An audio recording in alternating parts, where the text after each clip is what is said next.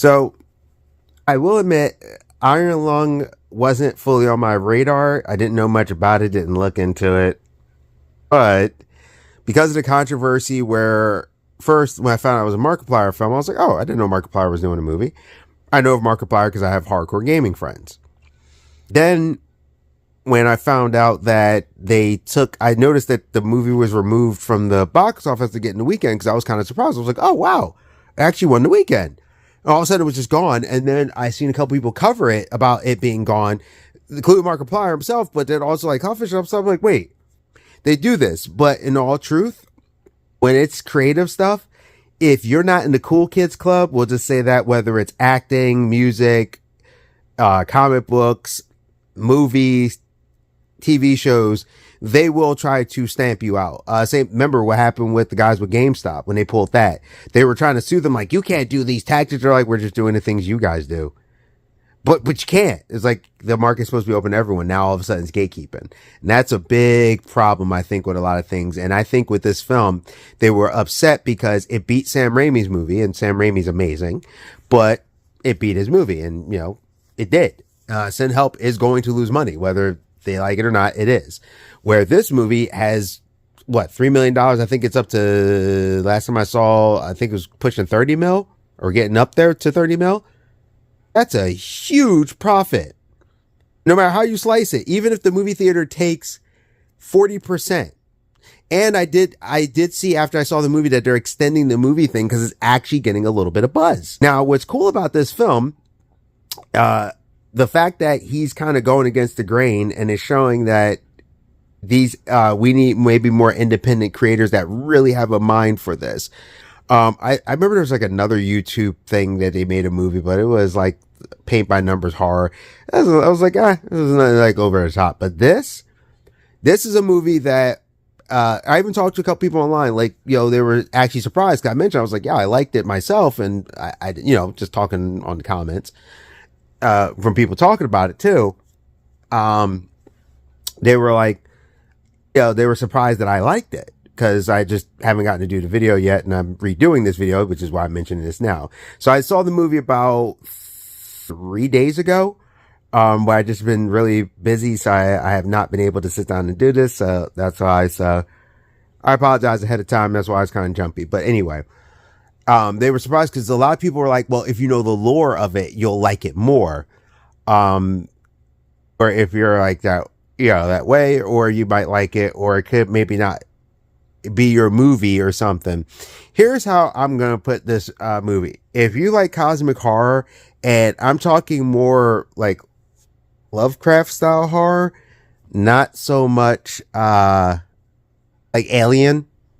See, Alien is an awesome space horror because it was like a haunted house thing inside of a spaceship, This felt like true cosmic horror levels like Lovecraft, that thing where it's beyond your understanding.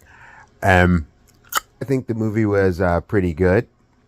I like that you knew some stuff, and sorry if this is spoiler territory. It really shouldn't, because the description has it, but like you're dealing with like I'll put it like this. All right, I'm gonna say that you're dealing with a situation that you don't have all the answers. It deals a lot with blood. You're dealing with like a blood ocean. If you have that Thessalopia fear thing, it does it. And the cool thing is like he's in the submarine, and the only way you can see out is with this X-ray thing. And you're just kind of dealing with this situation. You're following with this guy, and you're kind of like just what's going on. How's everything going? And he's dealing with the situation, and it's a very desperate situation. And he's trying to do this mission because it's like, okay, if I do this mission, I got what I got. And you go through this journey, you see, and it's what I liked about it was there was questions, but even for you getting answers, it's like they didn't have all the answers either. And I thought that was pretty interesting. Like you did learn some stuff, but then it left other stuff, and you didn't know why certain things were important, but you knew they were just important to these people, and it was just a really interesting situation to be a part of and to see and to experience in this. You don't know everything that's going on. There's questions. There's like, what's happening? How does this work? Why is this happening? And it was just so interesting because it was like you didn't have all the answers. And throughout, in the end, you get some answers, but then it raises other questions. And it truly hit that horror, that cosmic horror, you know? And I like that. Like, not everything always needs to have an answer. Not everything always needs it. It's like sometimes, did you get through it? What did you get through? What's the end result? What's the other side? And I think that's what I really liked about this. Like I said, for any shortcomings that had, to me personally, the good definitely outweighed it. It was intense. It was like, okay, what's going on? You were like, okay, is he going to make it? What's going to happen? Why is this happening? And it had a thing dealing with the quiet rapture. Quiet rapture basically stars disappeared, planets disappeared, and everything, and that's all you really know. You don't know what happened. You don't know if it was like a heat death thing. There's only people that were left were people that were like on space stations and stuff. So you don't know if it was that or if it was something else. Did they survive in a different way? Did they go another place? But you know what happened, and that's what I liked. You saw things and you knew information, but you didn't know everything. You knew practically as much as the main character did. It wasn't like you had meta to know more. And I like that. And when I looked at the video game's like that too. You do have answers. You have people, you know some stuff, but there's a lot of things you just don't know. And it's like, that's what's scary about the cosmic horror. That's what makes a thing in the dark scary. It's because you don't know. And then even if you do, you don't know all the details. You may know some stuff. You may know some things are happening, but you don't know everything. And it got me to actually check out some Let's Plays and stuff. I actually watched a person play through it. I think they played through it for about an hour. And they actually got through the game, and the ending of the game even had like a cosmic horror kind of ending. And I was like, wow, this is it's cool, like how they did it. I'm not going to say how the game ended, but it basically ended in a way that you're like, dang, you know? Like, wow. And like I said, and I like the way this movie did too, there was some questions with these. Why, like something seemed important, but you didn't know why it was important, but you knew it was important.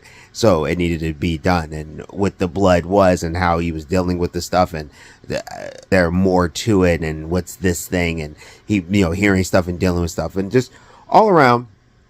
If you like cosmic horror, like I said, if you like that H.P. Lovecraft, that beyond the norm, beyond your human realm of understanding, beyond your way of handling a situation, and you're just the human there, and it's like, it's because to me, I know this is going to sound funny. It's kind of like watching the new Godzillas and watching the Godzilla movies and stuff with the kaiju.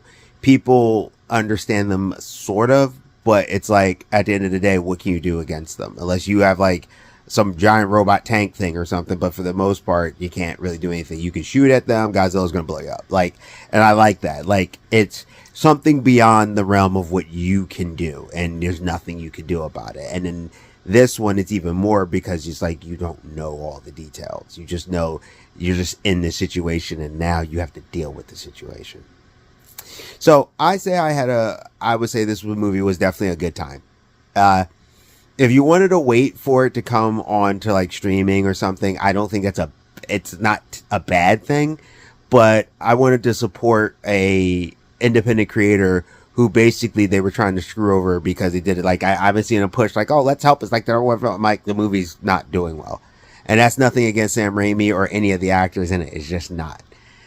But it seems like these guys had an issue with the fact that an indie person that didn't use a studio that fronted his own money was able to be successful in Hollywood right now, and they weren't feeling that. So that inspired me to give him even more respect. And I also like Markiplier. I don't think he's bad, like a bad dude. All right, that's the best I could do without really going into spoiler territory. Just remember, lots of blood, lots of questions, Some of them will be answered, some of them will not. But tell me what you think. I'm sorry if this review kind of sucked. That I was trying to do it without really going into spoiler territory. I have noticed that people who've experienced the lore, like they said, they like it more because it's there. But me personally, I just thought it was a good time, and I've seen other people say it too. Like they were like, overall, it was good. Like, and they didn't know about it either. So, tell me what you think. Geek Protagonists, you stay safe, stay healthy, stay real, and I'll see you.